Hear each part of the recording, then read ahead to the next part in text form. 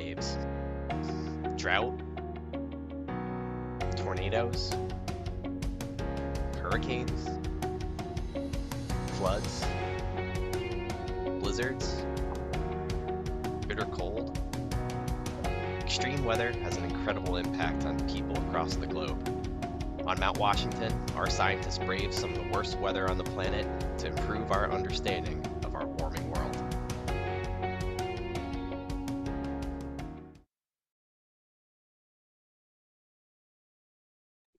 There we go. Let's unmute. Hello and welcome everyone to Science in the Mountains, the lecture series hosted by Mount Washington Observatory. My name is Brian Fitzgerald. I'm the Director of Education. Welcome to everyone, whether you're joining here in the room for our annual volunteer gathering here at Tin Mountain Conservation Center, or perhaps you're joining virtually online through Zoom.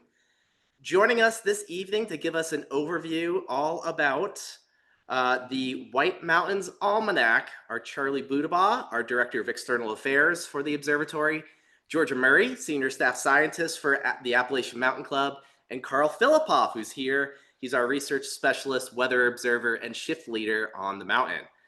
For those of you who aren't familiar, though many of you are, Mount Washington Observatory is a private, nonprofit, member and volunteer-supported organization with a mission to support the forces that create Earth's weather and climate. And the way that we accomplish that is by maintaining and operating our mountaintop weather station, by conducting research and product testing, and by developing and offering innovative educational programs. If you have any questions for tonight's speakers, we're going to make sure we leave some time at the end of tonight's program to do that. If you're joining through Zoom, you can leave a question at any point through the Q&A toolbar option there. And if you're watching via recording, maybe even on our Facebook channel, feel free. You can always add comments and questions there as well, and we'll get back to you as soon as we can. If you'd like to join us for our next virtual program or in person, you can find out more at mountwashington.org/education. Alrighty, so before we turn things over to tonight's speakers, I am going to launch a little bit of a poll here. Let's see if I can share that with everyone virtually, and I'll read aloud to folks in the room here. So we are going to go for a nice little tester. Just 3 questions tonight. Sharing it with everybody on Zoom and in the room here. This is going to be a little hard for folks to see here. But the first question, we're curious. And for those of you in the room here, please feel free to, well, we'll do a show of hands. Where are you joining from? Where are you from? Where have you traveled from today? Perhaps it's a state within New England, perhaps outside of New England, perhaps outside the region. Anyone from outside the country, first of all? All right, no one from outside the country in the room here. Anyone from outside New England? Anyone in the room here? Anyone from outside of New Hampshire joining this evening? Yeah? How far away? Okay, we have Rhode Island in the room. Maine, all right. That could be a cheat because that's only like 5 minutes down the road here. But Maine is a very large state, so I will give you that as well. And then we have 2 other trivia questions for tonight, one from each of our speakers here tonight. The first one, which I will have to read off the screen here too, is based on climate averages for Pinkham Notch in December, what are the chances of more than 1 inch of snowfall? So any given day going to Pinkham Notch, the base of Mount Washington in December, what are the chances that you'll record more than 1 inch of snowfall? Is it 10 to 20%, 20 to 30, 30 to 40%, or 40 to 50%? I'm curious in this room while we still have folks responding online. Who thinks it's 40 to 50%? Okay, oh, quite a few. How about 30 to 40? Okay, 20 to 30? Fewer. And how about 10 to 20? It's interesting. Those in the room here might be getting influenced by those online as well. I don't know. All right, and then last but not least, what combination of climatological data make for a good winter recreation day? I made this trivia question up for Georgia just a few minutes ago to see if we can stump you in the room. So a good winter recreation day, what variables, what scientific variables do you think would make for a good winter recreation day? Would it be a combination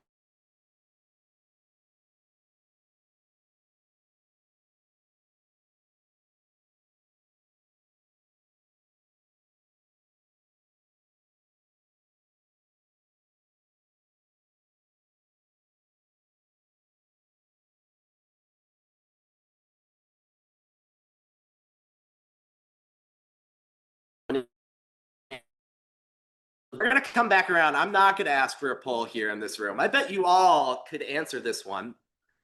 But keep that in mind. And if you listen very carefully, you might have at least a couple of your questions answered tonight. So without further ado, I would love to turn things over to our first speaker, which is actually going to be Charlie Budabar, our Director of External Affairs here, and I'll get some slides up for him. And without further ado, Charlie, and actually Georgia as well, who's going to kick things off, if you'd both like to come up and represent the project. Welcome.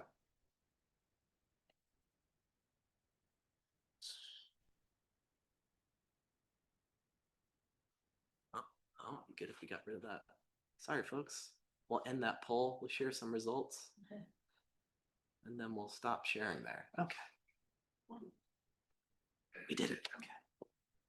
Great. Well, thank you so much, Brian. And it's so nice to be here with you all this evening. So excited to talk about the new White Mountains Almanac, an incredible project that I had the opportunity to work on with Georgia and Carl, who are here this evening, and just Jay Broccolo, who's in the room as well, provided tremendous mentorship of the intern who really took this project on, and really kind of helping the whole team move it forward.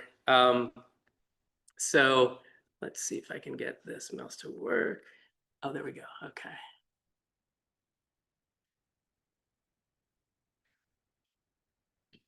Great. So just some background on the White Mountains Almanac, and really looking at what we aim to accomplish with this awesome project. It's a collaboration of the Appalachian Mountain Club, Hubbard Brook Ecosystem Study, and Mount Washington Observatory. Our three partner nonprofit organizations aim to accomplish the following, really, which is to create a new yearly almanac tracking annual changes to the climatology and biology of the White Mountains of New Hampshire, but also to address a challenge to improve understanding of environmental changes taking place in the region for visitors, businesses, conservation and tourism organizations, nature enthusiasts, educators, and other audiences. It's okay.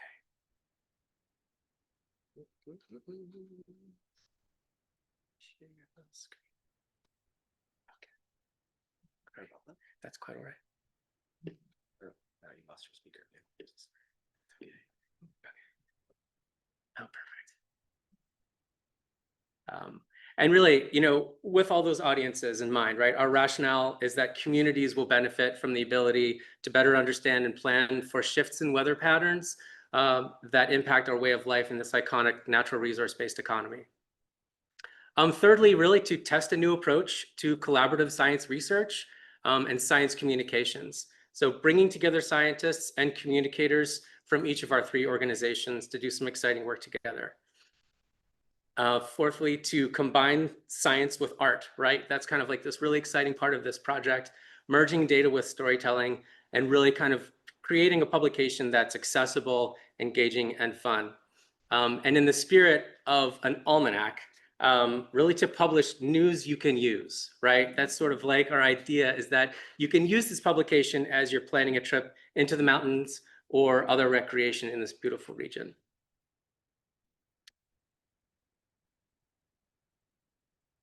Let's, okay.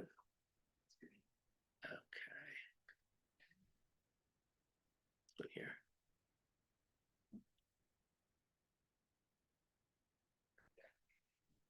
Okay, yeah, that sounds good. Bear with us here, folks. Apologies.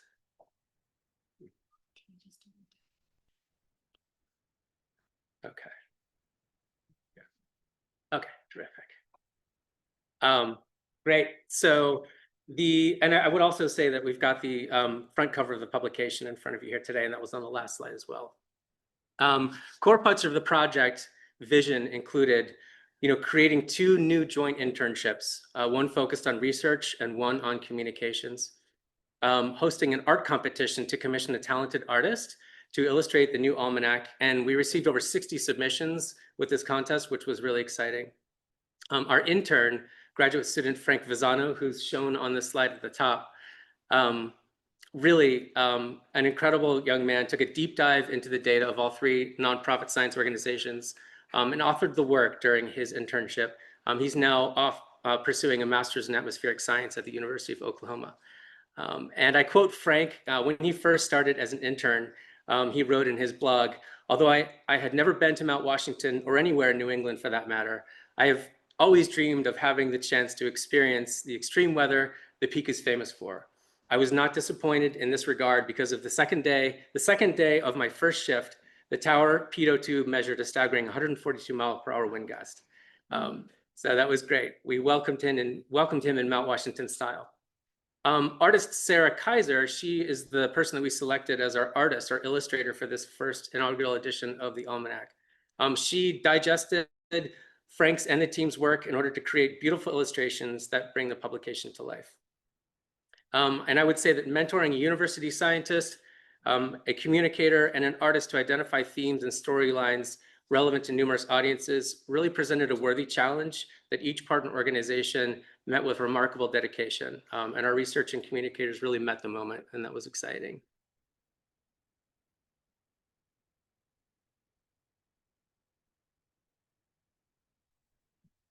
This one here. Got it. Right.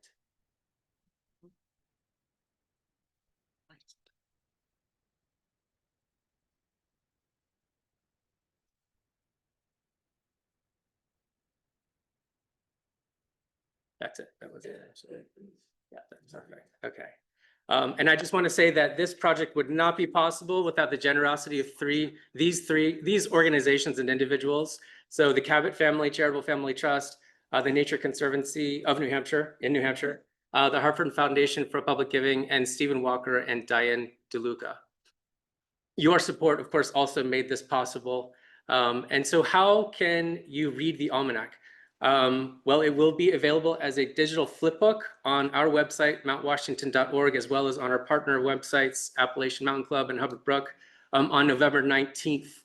So that means that Wednesday of next week, you'll be able to go to our website to request a printed copy mailed to you, as well as download and look at the electronic version. There will also be a survey link on our website where we'll certainly welcome your feedback on this inaugural edition. And in terms of what is next, we're already accepting internship applications for next year's Almanac, and we'll soon be posting a call for artists to submit work for our 2026 art competition. Support will definitely be needed to sustain the impact of this work into the future. With the help and advice of you and our community, we're very excited to continue the Almanac.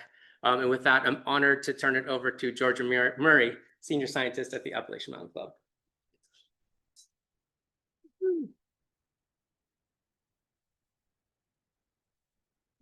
1 minute. 1 second, folks. There's always something fun going on.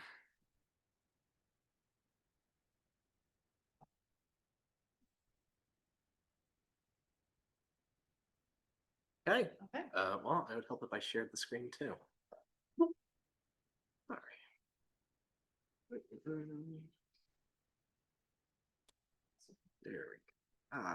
There we go. Okay. Thank you, Charlie, and thank you, everyone. So I am really excited to share the first look at the Almanac today.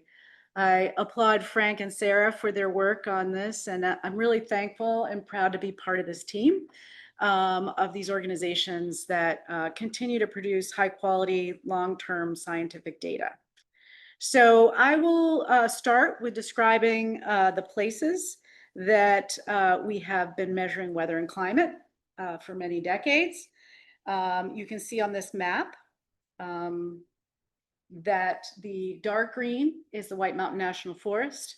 And you can see number 1 there is the Mount Washington Observatory, 2 is Pinkham Notch, 3 is Hubbard Brook, and 4 is North Conway, the North Conway Station.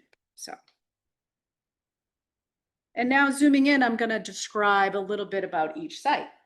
So here we have a topographic map with a red dot designating the Mount Washington Observatory site. This is where high quality weather observations have been collected since the early 30s, as you all know. And the Almanac, we're covering the time period of 1935 through 2024. This is the highest elevation in the northern Appalachian Mountains at 6,288 feet and is surrounded by alpine environment above tree line.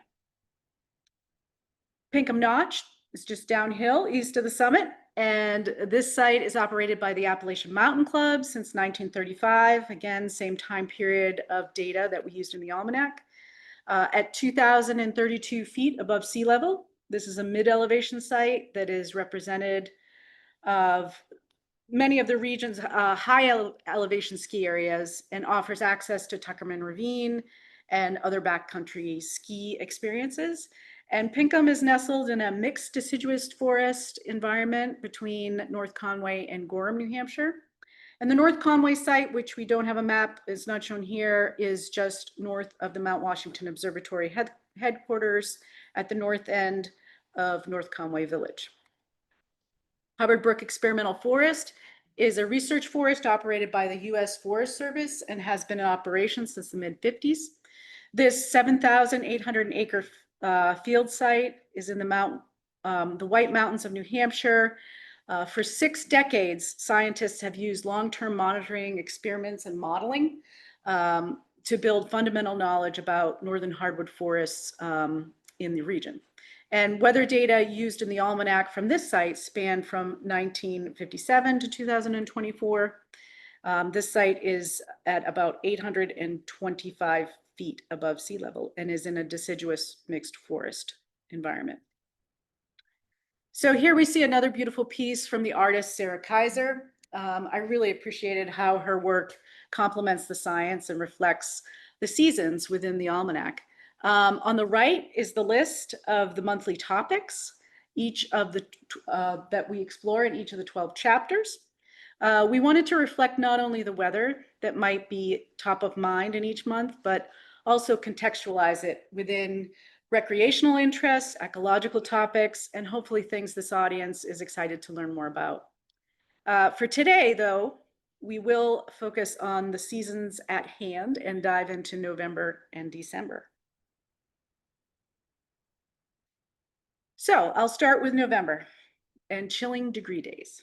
For this chapter, Frank wrote, "By the 11th hour of the yearly clock, winter begins to slowly exert its bitter grip on the White Mountains in full." Can we relate? I certainly can relate. And those across New Hampshire can probably as well.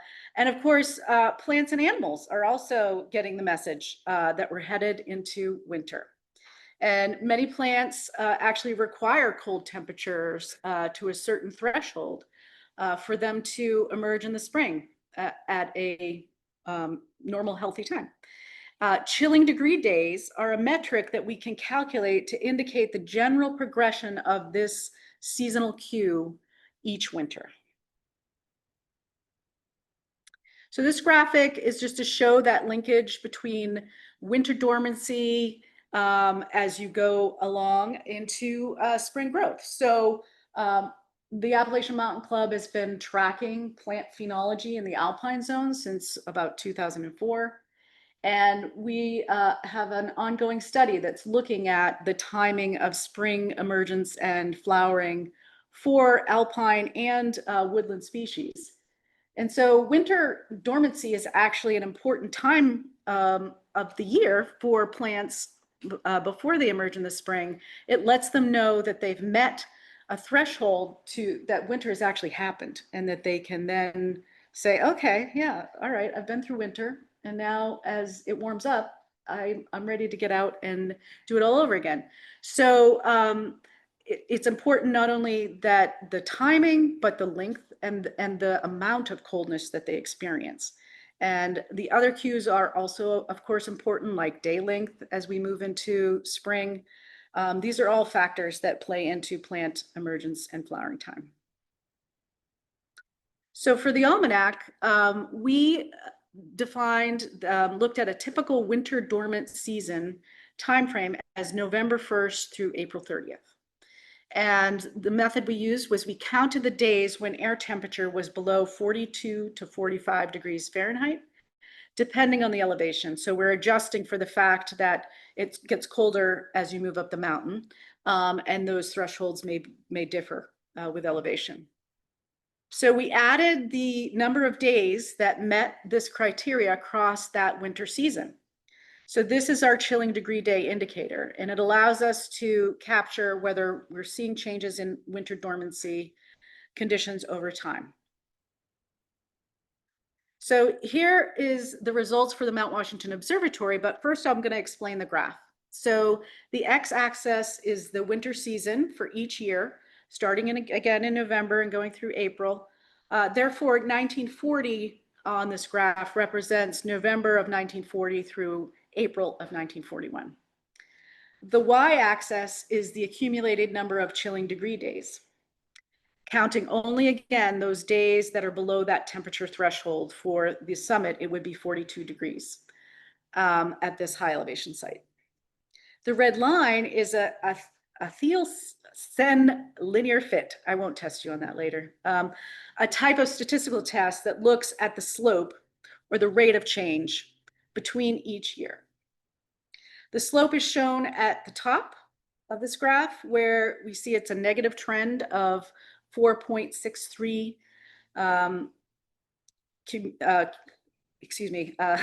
cumulative degree days per winter season. And finally, the very significant decrease text refers to the sensitivity of how statistically significant this trend line is, and that it truly does reflect that this site is seeing a decrease in the number of chilling degree days. So here, that same graph is at the top, and now you're seeing the results for Pinkham Notch and Hubbard Brook as well. And basically, the main message here is that northern New Hampshire is losing the cold. We're seeing declines across all the sites. And the summit is losing cold, indicating that even our coldest mountain peaks are losing winter dormancy conditions. This result agrees with other regional and local studies where we've found that we're losing winter cold. And the variability eyebolometrically, as you look at those, is pretty consistent across these sites, which also helps to give us some confidence in this data. So that is the results so far for November. So I am going to pass it off to Carl to give us a look at December. Thank you for that, Georgia. So, November was chilling degree days, and December was Frank was looking into snow before the holidays. So Frank wrote, popular pastimes to eagerly wait that snow will fall on or before the holidays, turning an otherwise cold and gloomy environment into a winter wonderland. Something that my mom would definitely appreciate. She's also into the weather, but usually on Christmas Eve and Christmas Day specifically it's for snow. Frank defined the holiday season starting on October 1st until December 31st between 1994 and 2023. Looking at that, that's that 30-year climate normal. So we typically take 30 years to actually kind of average out the weather data over that 30 years to actually get a good representation of how the climate of a certain region is.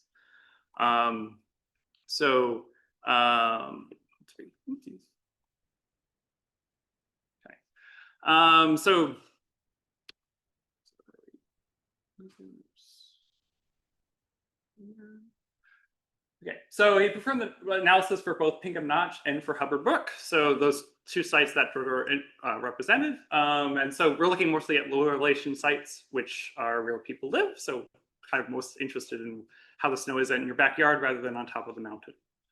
And for ease of interpretation, we were looking at just per Pinkham Notch, just because they had daily snow depth data. Hubbard Brook only actually has weekly snow course data. So we had to do some statistical representations of that data. But for Pinkham Notch, they have daily snow depth data, so it makes the interpretation a little bit easier. Let's go to the results. So this graph is showing the daily probability at Pinkham Notch of snowfalls of a given threshold. So you're looking at the lightest green. So that's the probability that any particular day between October 1st and December 30th has a snowfall of an inch or greater. For the slightly darker green is for 2 inches. The second darkest green is 6 inches, and the lowest one is 12 inches. And so how you got these data is looking at a particular day or month, And then looking at the number of days that did receive snow versus the total number of days that were included in the study. So for this case, we're looking at just 1994 to 2023. So just that lower divisor is always 30, and the number of years that actually had snowfall of that amount within that past 30 years. And so that was one of the trivia questions.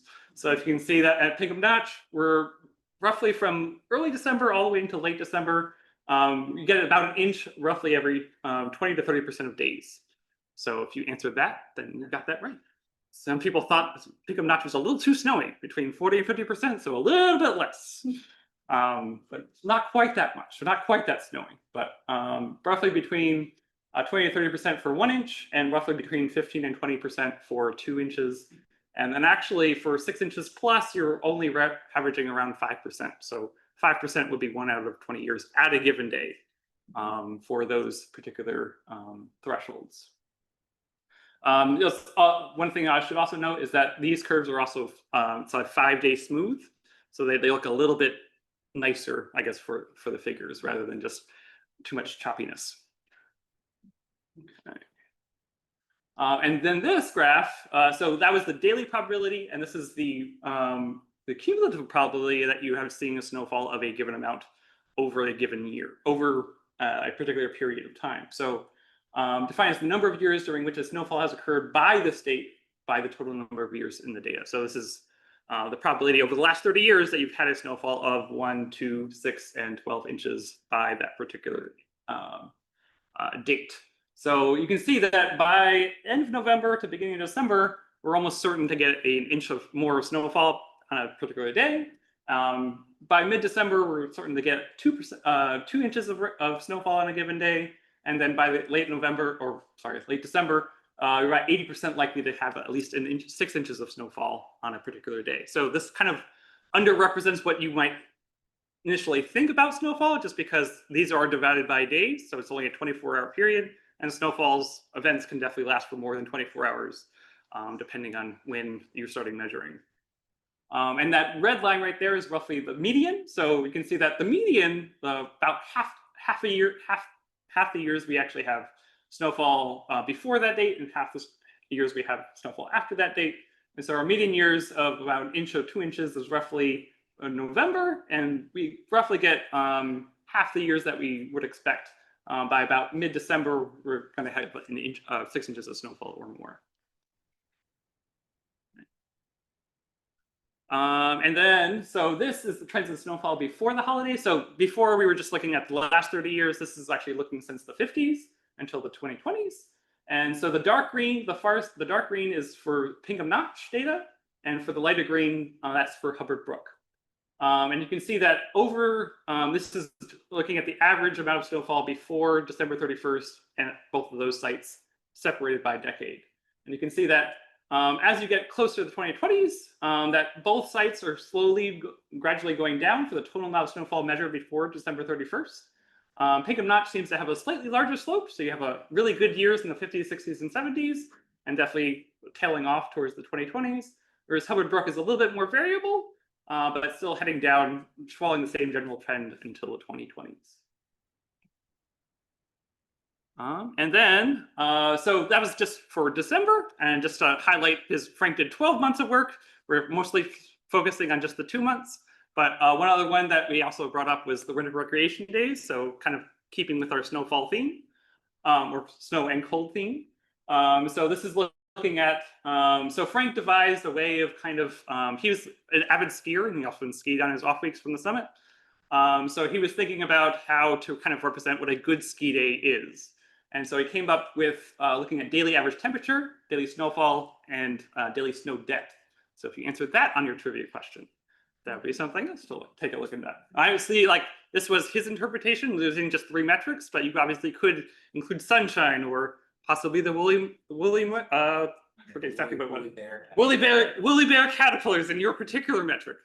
But for his metric, he was looking at temperature, snow depth, and snowfall. And then he converted those to be varying between 0 and 1. So 1 being the highest or the best possible day, and 0 being the worst. So for example, for temperature, he put his one score for daily average temperatures around 20 degrees. So if you like to see when it's cold and it's not melting, then that might be for you. However, if you might want it a little bit warmer when you're skiing, then you might have adjusted that temperature slightly differently, perhaps. So it made those metrics vary between 0 and 1, and then basically added those 3 metrics individually and divided by 3 to get an overall score for each particular day during the winter season. And then at the very end, to kind of divide by the total days of the winter season to get this graph off to your left. And so you can see that that red line, that trend line, is definitely going down over the last, since the 40s. It's going down by a very significant amount according to the trend line. And you can also see that the 3 worst years actually have been within the last, since 2015. So if you've noticed winter seasons not being particularly well, this metric seems to actually kind of represent what's actually happening as well. And with that, I will pass it off to George again. Great. So hopefully we haven't bummed you out. I don't know. So some takeaways for today. Obviously, the weather and climate are always changing, and understanding how they're changing, we hope, is how we can all figure out what we want to do about that. Certainly keeping informed of weather conditions is important for recreational planning. I'm sure everyone in the room knows that, but it's still important as these things change over time. And then looking for other ways to appreciate the White Mountains and adjust your plan is not a bad idea as well. So recognizing that perfect conditions may not always be what's happening when you want to come to the Whites, that's something to keep in mind. And then I think the main takeaway from my perspective is your informed voice has never been more important for research and science that our organizations do. And I think by learning more about our climate and weather, you can take that to the voting booth and other places that you may want to discuss that, like Thanksgiving. Yeah, so I think it's so important now when we have lost some really important science across our nation that we support places that are continuing to do that work. So that is where I'll end it. Thank you.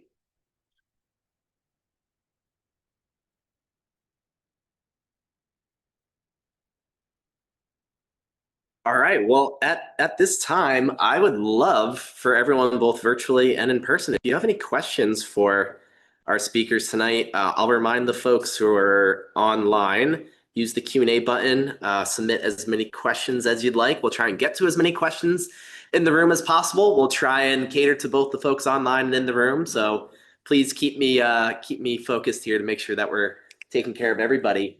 But I'll just start here in the room because I know we got some folks who are putting some questions together online here. But any initial questions for our speakers for tonight? Why don't we start all the way in the back of the room there with Jamie, if you wouldn't mind going, and I'll repeat it and we'll bring someone over here as well.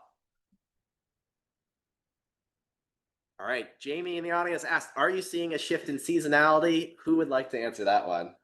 Georgia's stepping up. Go for it, Georgia. Feel free to speak to the camera and everybody. Yes, in many of the seasons, we are seeing a shift. And if you look, how you define that, I think of the growing season and the timing of spring. We've seen significant shifts in the overall timing of spring is earlier. The growing season is longer.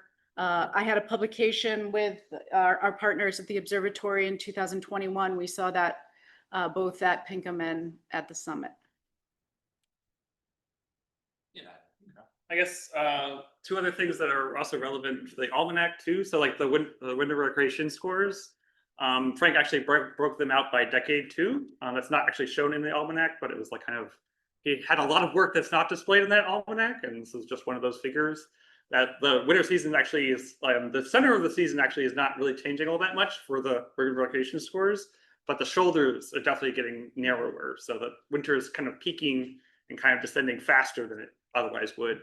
And also the stream flow graph in April also shows that kind of shift, kind of earlier in the season and a little bit lower peak flow for stream flow specifically.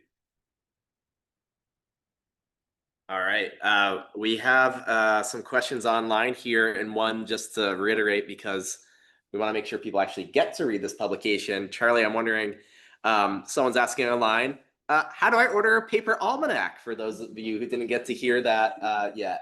Sure, absolutely. So November 19th, go to mountwashington.org. Under our research menu, there's a White Mountains Almanac link. You can go there and you can request a printed copy, and we will mail that out to you.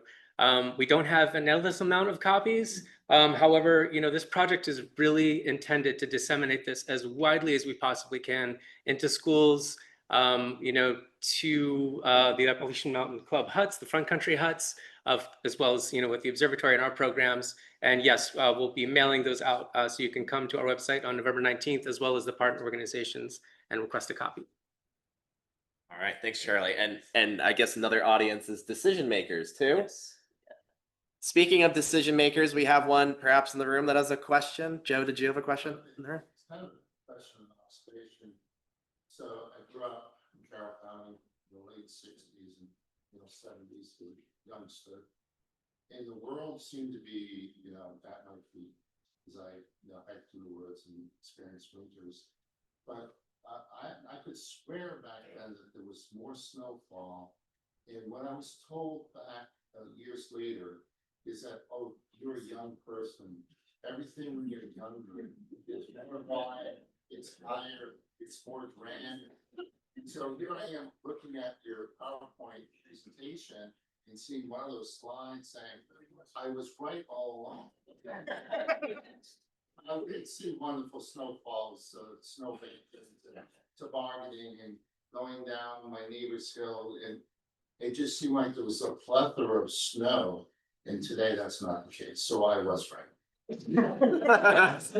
So for those virtually, we'll sum that up very succinctly to say, would you believe it? So back in the 60s, 70s, for those of us who can remember back that way, for some of us, I can remember being very little, going up in coastal Connecticut, blizzards, thinking, wow, I was buried in these snowstorms. Well, maybe they happened somewhat, but it wasn't just your imagination that some of these events weren't just large then, and you were small then. They were large events, and they're becoming, in many cases, less frequent. I don't know if anyone wanted to add anything from what the data represents, but no pressure. Speaks for itself. Joe is right. Joe is right. The observations were correct. Another question from virtually from Michael and Jacqueline, who are curious, will you be monitoring climate change impacts or effects on wildlife? Did wildlife come into any of the considerations here? I don't know if anyone want to speak to that. Georgia, feel free to go. Pollinators are wildlife. And we just started a 3-year grant to look at pollinators in the alpine zone. I don't know if we'll get to the point of being able to relate that to how they are responding to climate, but we are starting to look at insects in the alpine zone. But we haven't pursued that. We don't have the expertise at the AMC Research to look at wildlife, but maybe. Oh, yeah. Yeah. Charlie's whispering about how next almanac. I think we will tackle snow refugia, which does include, how probably wildlife are using that environment in areas that are maintaining snow. And I guess I'll just add on your behalf. So this is volume 1. Yes. There will be more volumes. And to Charlie's mention, there's a survey associated with this almanac. And so your input for future considerations, things that are valuable to you to be studied, would certainly be really helpful. And if one of those pieces, like say, fishing, ice fishing, hunting, snowmobiling, any of those pieces that also have those not only personal but natural world connections, that would be a really helpful bit of information for us to learn. Because like I think it's been stated already tonight, it's really about community interests and how we all connect with nature that ultimately will be probably most meaningful. This data is wonderful, but there's a lot of consideration and thought as to how this personally connects with a lot of people who hold dear the White Mountains. Other questions in the room here? I know I saw some other hands. Karen up front here. Yeah, Georgia, you mentioned the duration of dormancy was one of many factors, including another one being daylight. Have you noticed, I know you've only been visual since 2004, have you seen changes in the spring by species, by plant species? So the question here, just for virtual folks, was for the winter dormancy, are we noticing differences by species, perhaps a different species response? And let Georgia answer. Yeah, and so we've looked at alpine plant response to spring warming, and published that. Ken Gibble was lead author on that publication, and found that alpine plants were only shifting by a day to 2 days at that time. That was early on in our analysis, and since then we haven't revisited the alpine plants yet because they're complicated. The microtopography there makes it kind of a different kind of data set to manage. But Jordan Torville, who's with the AMC, published last year looking at woodland plants, and we're finding that they are flowering much earlier, and that's happening more so in the northern Appalachians than in the mid-Atlantic and southern Appalachians. It's a much stronger response. So yes, spring flowering is happening earlier. We have a question here from Craig virtually, who's curious about what about fall foliage? Any documented changes there? I believe you have probably something to share here, although it wasn't part of the presentation tonight.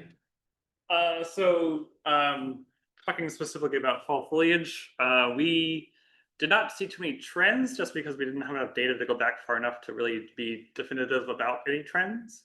But we definitely did look into that, and we actually been continuing to look into that because we've actually started doing forecasts for Vermont about actually fall foliage. And actually one of our interns this summer actually did some exploratory research in that aspect. But unfortunately, the data doesn't go back far enough to really be definitive about any particular trends in that area. All righty. Other questions in the room here?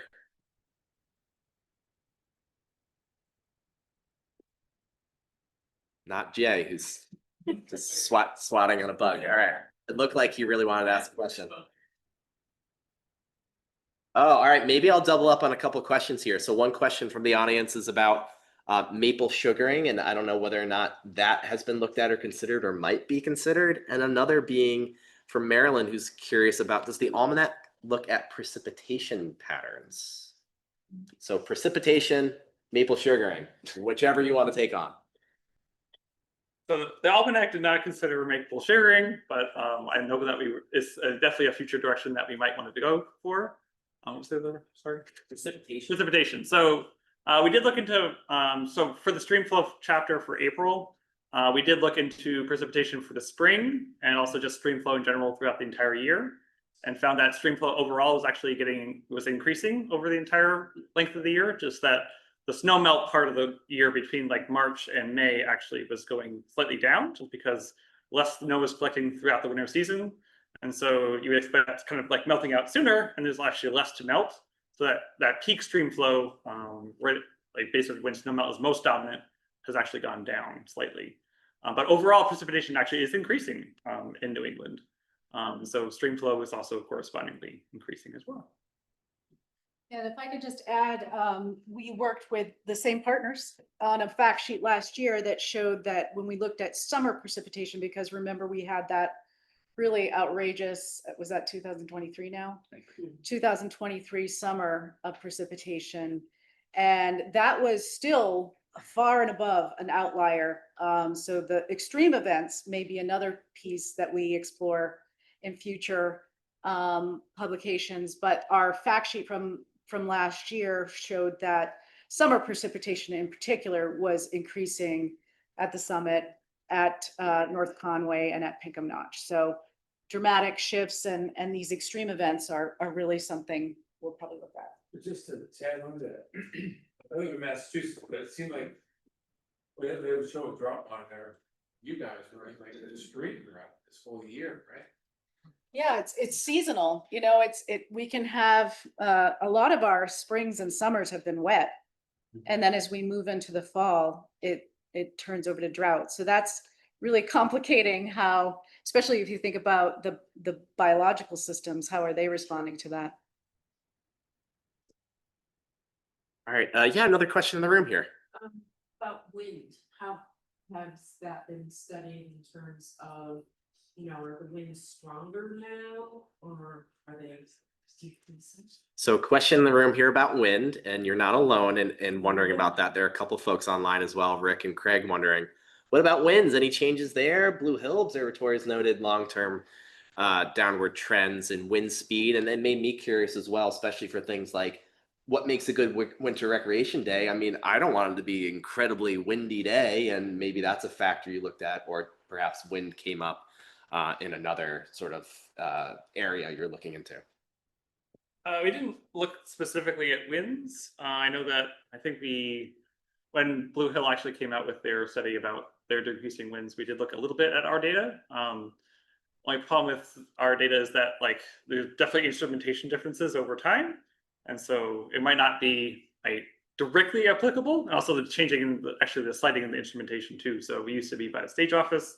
Now we're kind of more towards the northwest part of the summit. And so, but we haven't looked, or at least I have not looked specifically into the wind, changing in winds over time at Mount Washington. I guess I'll just add how important wind is to so many. Obviously, we know how important it is on the summit, and why we have tree line here at these lower elevations, and also in the redistribution of snow and these snowbank communities that are really high in biodiversity in the Alpines area. It is defining what this alpine area is like. So it is a really important variable, and I think that we will be exploring it as much as we can in the future. Hard to escape the wind around here. Any final questions from folks either in the room or virtually here? Yeah, one question right up front. So like you've got this many electrical storms this summer, thunderstorms. So I think I noticed that as well. So there's a comment here in the room about the number of thunderstorms and lightning strikes or events. Was that a topic that came up, right? In looking at thunderstorms, well, I'll let you speak about it. Where did thunderstorms and lightning come into the mix?